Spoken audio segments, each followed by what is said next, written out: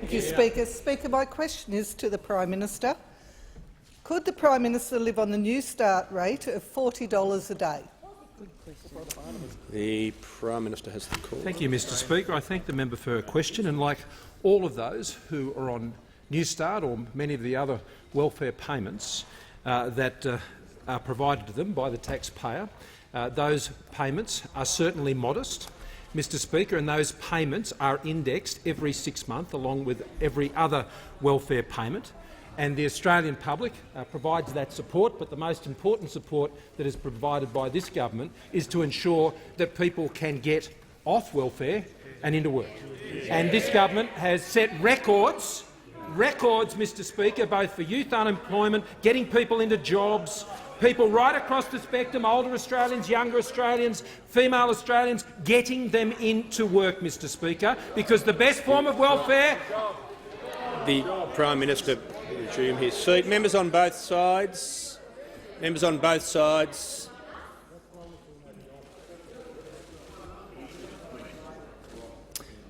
The Manager of Opposition Business on a point of order. Yeah, thanks, Speaker.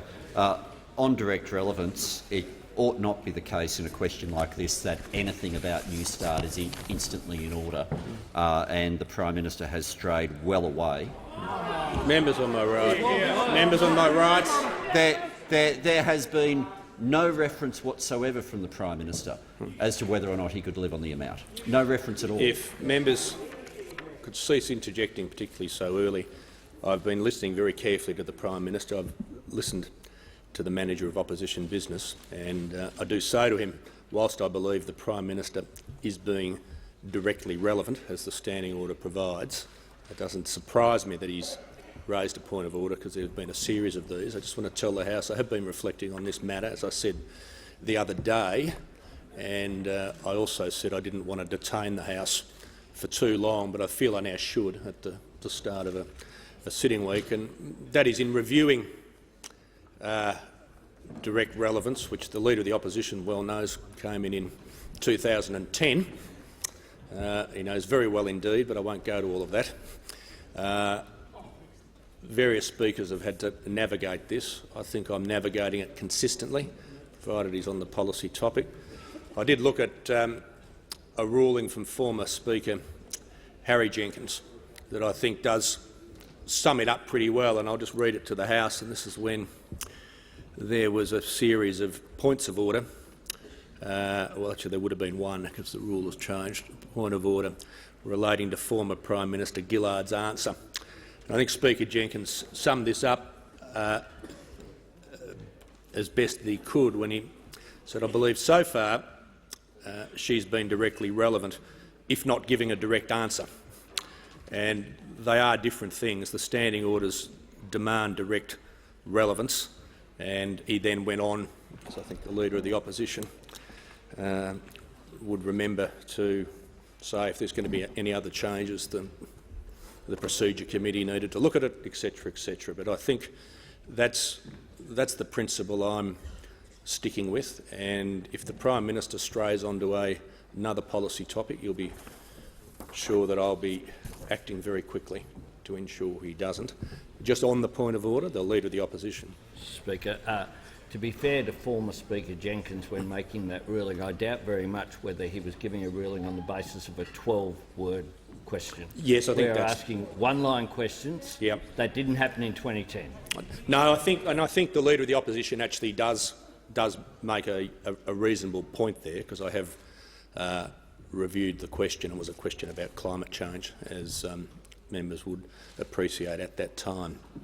However, the standing order for direct relevance, whilst a tighter question obviously demands a tighter answer, a question simply demanding a yes-no answer, which that really does, you're entitled to ask them, but you're not entitled to demand that they be answered in that way. So I'm listening to the Prime Minister. He's being directly relevant, and the Prime Minister has Speaker, the best form of welfare is a job. That's what those on this side of the House believe, and I believe that's what Australians believe. And I want to commend all of those Australians who are on Newstart now, who are looking for a job, and our government will not rest until we get all of them into jobs, Mr. Speaker, because That's the pledge we made at the last election of 1.25 million new jobs over the next 5 years, and that comes on the back of 1.3 million jobs created since we first came to government. Now, I'm asked about the rate of Newstart, Mr Speaker, $555 a fortnight, but on average an additional $130.50 is paid per fortnight to Newstart recipients, Mr Speaker, and some 99%, I'm advised, actually receive payments over and above Newstart, Mr Speaker. But what I tell you what I won't do when it comes to Newstart in this place, Mr Speaker, I will not engage in the unfunded empathy of the Labor Party, Mr Speaker. I will not go out, as the Labor Party did at the last election, pretending they're going to do something about Newstart, but they won't tell Australians how much you're going to increase it by, how much is that going to cost, and how are they going to pay for it, Mr Speaker.